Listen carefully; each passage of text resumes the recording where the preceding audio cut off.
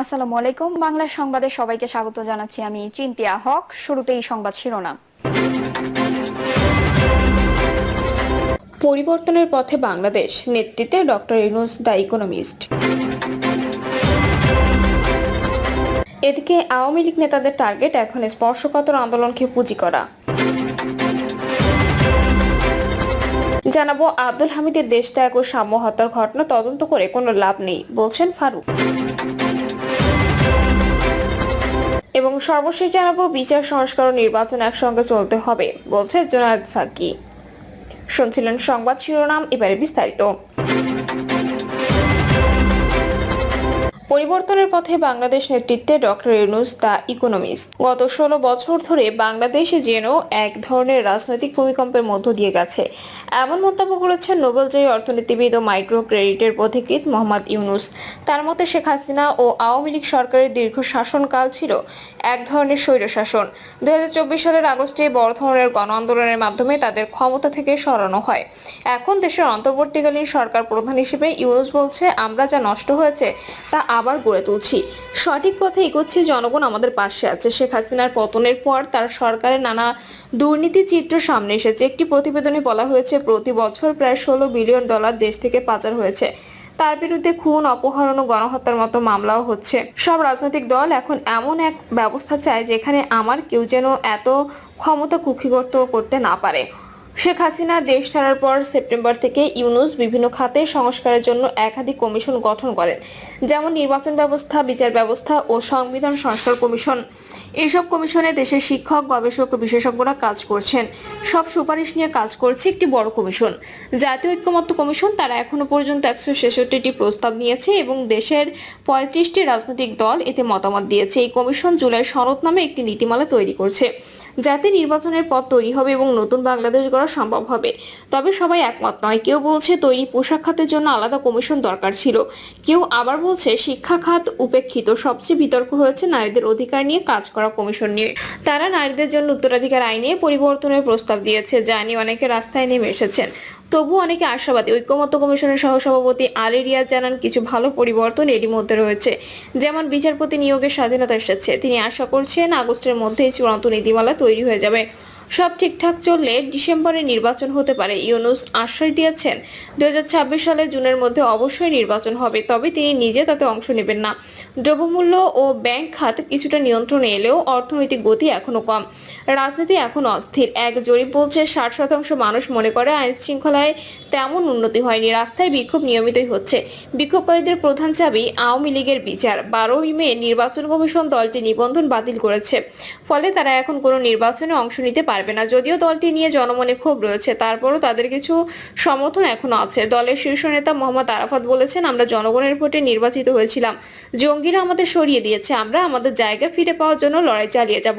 ক্ষমতার বাইরে থেকেও আওয়ামী লীগ এখনো দেশের রাজনীতিতে প্রভাব রাখছে। আওয়ামী নেতাদের টার্গেট এখন স্পর্শকাতর আন্দোলনকে পুঁজি করা, দেশকে অচল করা এবং রাজনীতি, অর্থনীতি সহ সামগ্রিক পরিস্থিতি অশান্ত করে তুলতে নিত্য নতুন কৌশল বেছে নিচ্ছে এই সাবোটাজ লীগ। নিজেদের অপকৌশল বাস্তবায়নের সর্বত্র ষড়যন্ত্রের বীজ বুনতে এরা কখনো আনসার, কখনো অটোরিকশা, কখনো বা শিক্ষক ও শ্রমিক সহ নানা গ্রুপের উপর ভর করছে। তবে পরিস্থিতি ঘোলাটে করতে দফায় দফায় বেশি চেষ্টা হচ্ছে শিক্ষার্থীদের আন্দোলনে ঢুকে যৌক্তিক আন্দোলনের গতিপথ ভিন্ন দিকে ঘুরিয়ে দেওয়া। সাম্প্রতিক সার্বিক প্রেক্ষাপট বিশ্লেষণ করতে গিয়ে রাজনৈতিক বিশ্লেষকদের কয়েকজন কাছে এমন অভিমত দিয়েছেন। তারা বলেন, পরিবেশ পরিস্থিতি বিশ্লেষণ করলে স্পষ্টভাবে বোঝা যাবে ষড়যন্ত্রকারী চক্রটি সরকারকে বিপদে ফেলতে প্রতিটি আন্দোলনকে বেছে নিচ্ছে। আন্দোলনের যৌক্তিকতা থাকুক বা না থাকুক, তারা সেখানে কৌশলে তাদের লোকজনকে ঢুকিয়ে দিচ্ছে। উদ্দেশ্য সরকারের বিরোধী বড় ধরনের বিক্ষোভের প্লট তৈরি করা। আর এক্ষেত্রে পলাতক আওয়ামী লীগের অন্যতম টার্গেট ছাত্রদের মতো স্পর্শকাতর আন্দোলনকে পুঁজি করা।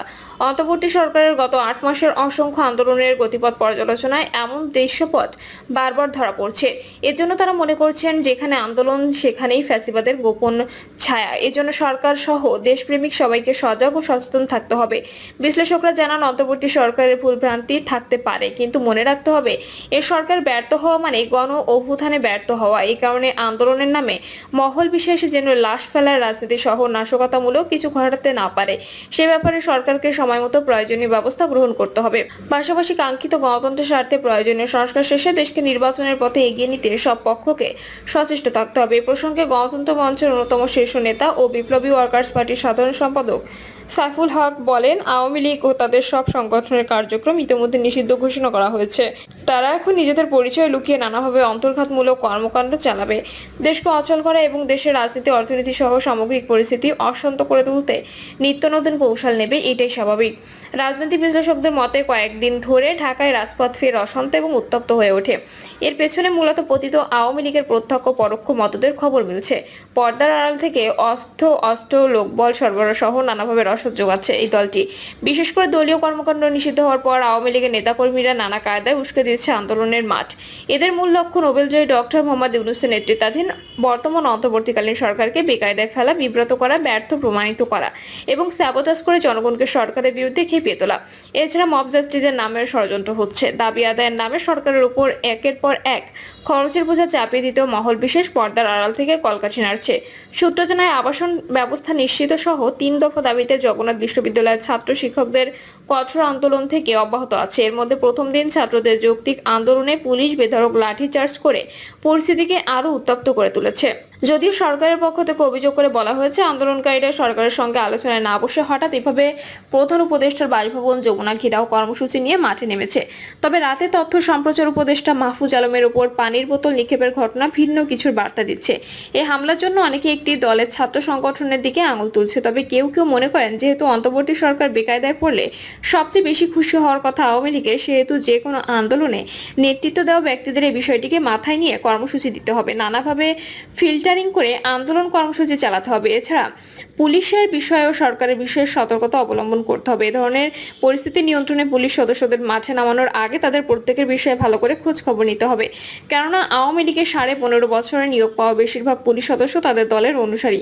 এই প্রসঙ্গে গণফোরামের প্রেসিডিয়াম সদস্য অ্যাডভোকেট সুব্রত চৌধুরী বলেন, রাজনৈতিক দলগুলো প্রয়োজনীয় সংস্কার শেষ করে দ্রুত সময়ের মধ্যে নির্বাচন চেয়ে আসছে, কিন্তু নির্বাচন কবে হবে, সংস্কার কবে শেষ করে তা এখনো অস্পষ্ট।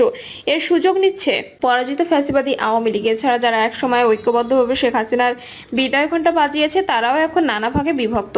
তাদের মধ্যে বিরোধের বিষয়টি স্পষ্ট, যার সুযোগ নিচ্ছে আওয়ামী লীগ। এছাড়া আইন শৃঙ্খলা পরিস্থিতির অবনতি, নিত্য প্রয়োজনীয় দ্রব্যমূল্যের ফের ঊর্ধ্বগতি, মিয়ানমারকে করিডোর দেওয়ার অভিযোগ সহ বিভিন্ন ইস্যুতে মানুষের মধ্যে অসন্তোষ বিরাজ করছে। সব মিলিয়ে দেশে এক ধরনের ধোঁয়াটে গোমর পরিস্থিতি তৈরি হচ্ছে। ফলে সুযোগ তো আওয়ামী লীগ নিতে চাইবেই। তারা ছদ্মবেশে বিভিন্ন জায়গায় ঢুকে পড়ছে। এজন্য রাজপথের বেশিরভাগ আন্দোলন হঠাৎ করে উত্তপ্ত হয়ে উঠছে। সূত্র বলছে, ঢাকা বিশ্ববিদ্যালয়ের ছাত্রদল নেতা শাহরিয়ার আলম শামুকে মধ্যরাতে হত্যার পেছনে রয়েছে এই চক্র, এমন অভিযোগ এখন অনেকটা প্রতিষ্ঠিত। এর আগে 4 মে গাজীপুরে জাতীয় নাগরিক পার্টির যুগ্ম আহ্বায়ক হাসনাত আব্দুল্লাহর উপর হামলা হয়। গাইবান্ধায় বৈষম্য বিরোধী ছাত্র আন্দোলনের 3 নেতাকে ছুরিকাঘাত করে নিষিদ্ধ ঘোষিত ছাত্রলীগের সদস্যরা। গত 8 মাসে এরকম অনেক ঘটনায় আওয়ামী লীগ, যুবলীগ ও ছাত্রলীগের সম্পৃক্ততা মিলেছে। রাজনৈতিক বিশ্লেষকরা বলছেন, অন্তর্বর্তী সরকার দায়িত্ব নেওয়ার পর যখন জুলাই আগস্ট হত্যাকাণ্ডের বিচার সহ কঠোর হস্তে ফ্যাসিস্ট আওয়ামী লীগকে দমন করার সিদ্ধান্ত নেয়, তখন সেটিকে বাধাগ্রস্ত করতে একের পর এক মাঠের দাবির মিছিল নামে। অনেকে মনে করেন এসব দাবিতা ও কর্মসূচিতে পেছন থেকে ইন্ধন জুগিয়েছে আওয়ামী লীগের পলাতক নেতারা। দাবি আদায়ের নামে শুরুতে আনসার ও ভিডিপির সদস্যদের মাঠে নামানো হয়, যাদের বেশিরভাগই ছিল ছাত্রলীগ ও যুবলীগের কর্মী এবং কয়েকটি বিশেষ জেলার বাসিন্দা। আব্দুল হামিদের দেশত্যাগ ও সাম্য হত্যার ঘটনা তদন্ত করে কোনো লাভ নেই, বলছেন ফারুক। সাবেক রাষ্ট্রপতি আব্দুল হামিদের দেশত্যাগ ও সাম্য হত্যার ঘটনা তদন্ত করে কোনো লাভ নেই বলে মন্তব্য করেছেন বিএনপি চেয়ারপারসন উপদেষ্টা জয়নুল আবদিন ফারুক।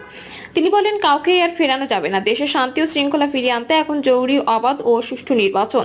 মানবিক করিডোর ইস্যুতে ফারুক বলেন, এই বিষয়ে সিদ্ধান্ত নেবে একটি নির্বাচিত সরকার। বর্তমান সরকারের দায়িত্ব হচ্ছে জনগণকে একটি অবাধ ও নিরপেক্ষ নির্বাচন দেওয়া। তিনি আরো বলেন, সরকারের গুরু দায়িত্ব হলো দেশের মানুষের কাছে সুষ্ঠু নির্বাচন উপহার দেওয়া। যদি তা হয়, তাহলেই জুলাই আন্দোলনের শহীদদের আত্মা শান্তি পাবে।